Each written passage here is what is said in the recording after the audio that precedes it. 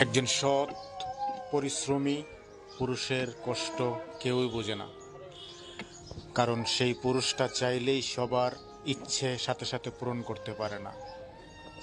একজন পুরুষ একমাত্র সেই জানে সৎ এবং পরিশ্রম করে টাকা উপার্জন করা কতটা কষ্টদায়ক, যেটা চাইলেই কেউ বুঝতে পারে না।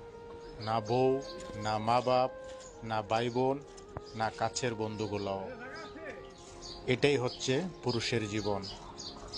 রোদে পুড়ে প্রচণ্ড শীতে একজন পুরুষ কঠিন পরিশ্রম করে যে অর্থ উপার্জন করে, তার মূল্য একমাত্র সেই বুঝতে পারে।